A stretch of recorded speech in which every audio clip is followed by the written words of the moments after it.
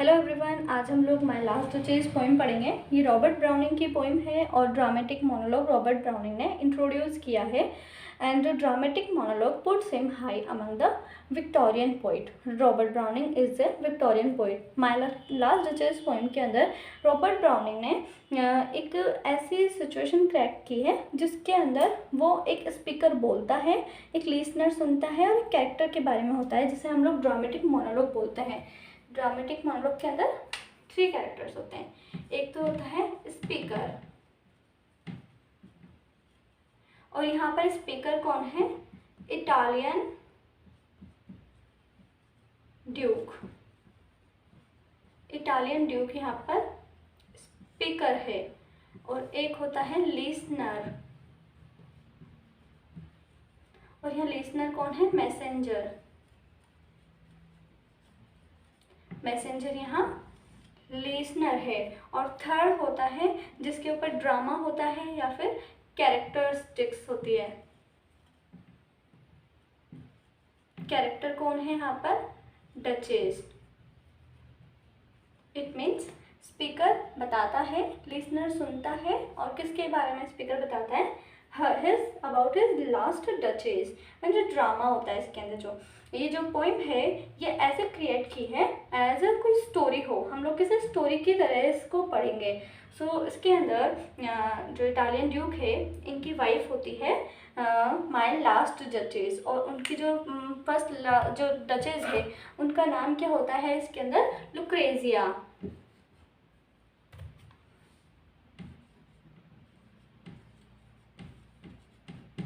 Lucrezia उनकी first wife होती है, जो जिनकी डेथ हो जाती है, जिन्हें ये मार देते हैं। और अब ये शादी करने जा रहे हैं बारबेरा से, जो नाइस हैं किसकी? काउंट की, काउंट ऑफ ट्रोल के काउंट से करने जा रहे हैं। और इस स्टोरी के अंदर जो सेकंड पोएम है वो है psychological studies of human nature.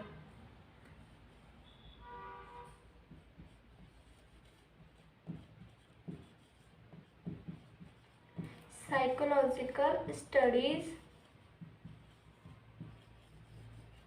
Of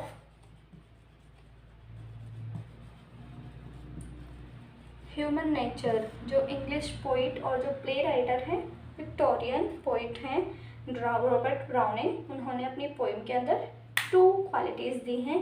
first is dramatic monologue and second is psychological studies of human nature.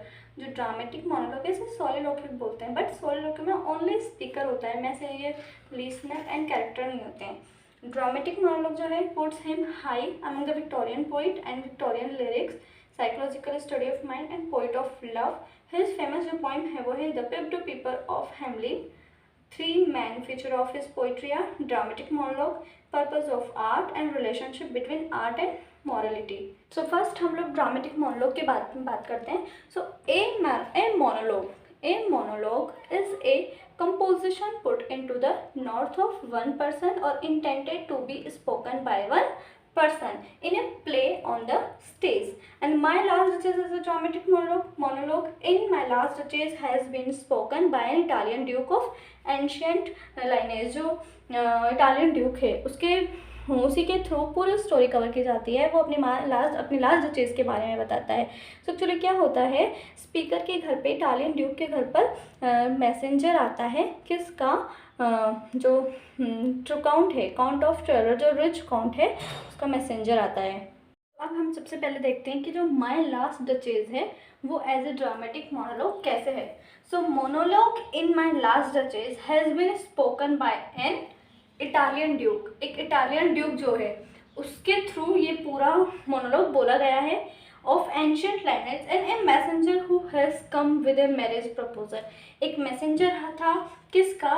Rich count का, जो मैरिज प्रपोजल के साथ में आता है। इज द लिसनर, वो इस पोइम के अंदर लिसनर है of the dramatic monologue in my last duchess. And dramatic monologue exposes the poets deep understanding of human characters. देखिए 2 जो हमारे ड्रामेटिक मोनोलॉग ये रॉबर्ट ब्राउनिंग है, इनको इन कॉन्ट्रास्ट में रखा जाता है विद विलियम शेक्सपियर, बिकॉज जो विलियम शेक्सपियर है वो हमेशा ह्यूमन एक्शंस के बारे में बात करते हैं, बट जो रॉबर्ट ब्राउनिंग है वो ह्यूमन कैरेक्टर्स, ह्यूमन नेचर के बारे में बात करते हैं. So duke is a Italian nobleman and he is about to marry the daughter of rich count.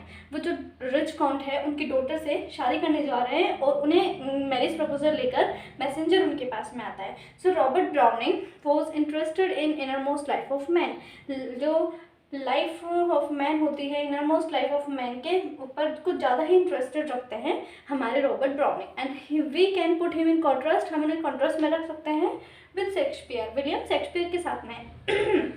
Who work with human actions, जो ह्यूमन एक्शंस पर काम करते हैं. जो विलियम शेक्सपियर है उन्होंने ह्यूमन एक्शंस पे अपने वर्क लिखे हैं, बट जो रॉबर्ट ब्राउनिंग है वो ह्यूमन नेचर्स के बारे में बात करते हैं. अब जो मैसेंजर है वो ड्यूक के घर पे आते हैं और मैरिज प्रपोजल लेकर के, तो जो ड्यूक है वो उन्हें अपना गैलरी या जो आर्ट गैलरी है उसके अंदर लेके जाते हैं. तो वहाँ पर एक कर्टेन के पीछे उनकी जो लास्ट डचेज, उनकी जो लास्ट वाइफ है उनका एक पिक्चर टका हुआ होता है. तो जो रॉबर्ट ब्राउनिंग है वो आगे से ही उन्हें उस पिक्चर के बारे में बताते हैं कि ये जो मेरी फर्स्ट वाइफ है उनका पिक्चर है, और धीरे धीरे वो उनके बारे में कैसे बताते हैं वो हम आगे पढ़ेंगे. Next point is negotiations of the next marriage. And the Duke mind goes back to his last duchess and the nature of his relationship with her. वो रिमेंबर करने लगे कि उनकी लास्ट डचेस के साथ में उनका रिलेशनशिप कैसा था. And the portrait of the last duchess makes the circumstances more difficult and he narrates all the incidents about his last duchess. वो उन्होंने बताना स्टार्ट किया कि जो उनकी लास्ट डचेस थी, उनकी फर्स्ट वाइफ थी, वो उनको अगर कोई भी प्रेजेंट दिया करता था, फिर चाहे वो गार्डन से तोड़ा हुआ एक फ्लावर ही क्यों ना हो, वो उसे वैसे ही स्माइल करके थैंक्स बोला करती थी. और अगर मैं, इट मीन्स ड्यूक उन्हें कोई प्रेजेंट दिया करता था, बहुत costly and most precious gift दिया करता था, तो भी वो वैसे ही स्माइल करके थैंक्स बोला करती थी. And the duke a cold blood egotist and every word spoken by duke he is incapable of feeling human feelings. As he and the envoy move down the stairs the duke calls his attention to his precious piece of bronze work. तो वो जो bronze work है, जो बहुत precious piece है उनके house का, उसके बारे में वो सीढ़ियों से उतरते समय, स्टेयर्स से नीचे आते समय अपने जो ड्यूक हैं, अपने जो एनवॉय हैं, मैसेंजर हैं, उनका अटेंशन उन्होंने लिया और उसके बारे में उन्हें बताने लगे. और ड्यूक ने जो पेंटिंग है, पोर्ट्रेट है, उसके बारे में उनकी वाइफ को उनकी वाइफ के बारे में उन्हें क्या क्या बताया था गेस्ट को, वो सब हम नेक्स्ट पॉइंट में पढ़ेंगे. So pointing to it and describing to it, इसके बारे में बताकर, इसकी ओर इशारा करके the duke touches upon the duchess character, और डचेस कैरेक्टर के बारे में बताता है, जो भी मैंने बताया कि उनका कैरेक्टर कैसा था. And his reaction to it lying bare in the process his supreme egotism and his possessiveness and his cruelty. It is the negotiations of the duke and called bloody egotist. And the monologue of Browning are always carefully set against the scene clearly suggested, and this help us in understanding of gesture and the remarks by a listener who is always present. And here the count's envoy is the listener, and here we guess that man has जो man था his guest, and he expressed his curiosity. उन्होंने वो बहुत curiosity हो गई उनके अंदर, बहुत ज़्यादा एक्साइटेड हो गए उस पिक्चर के बारे में देखकर. बिहाइंड द कर्टेन, जो कर्टेन के पीछे थी. And the duke then draws the curtain, उन्होंने कर्टेन को हटाया and begins the speak about the subject of the portrait. And another query about the smile on the duke की जो smile on the faces of the duke, and the goes on to speak about the character of his last duchess and the treatment he imitated out of her. कि उनके बारे में उनका character कैसा था, वो कैसे उनके साथ बिहेव किया करती थी, वो इसके अंदर, इस पॉइंट के अंदर है. और जो हमारा नेक्स्ट पॉइंट है वो है कि उनकी जो वाइफ है उनका एक्चुअली में बिहेव कैसा था, एक्चुअली में उनका नेचर कैसा था. So nature of the duchess, and she had a simple smile, simple, happy and innocent nature. She could be pleased quite easily, and the Italian duke took a messenger who had come to him with the marriage proposal to his art gallery, where the duke showed him the portrait of his dead wife, and he got his last duchess murdered because he hated her simple and innocent and easily pleased of nature. He did not like her simple and relationship with the common people, जो उनके वहाँ पे नौकर थे ना, और made थी, उन सबके साथ में उनका जो नेचर था, he did not like that, and the Italian, the Duchess, because any man could please her simple and quite easily, बहुत इजीली कोई भी उन्हें खुश कर दिया करता था, कोई भी उन्हें हैप्पी कर सकता था.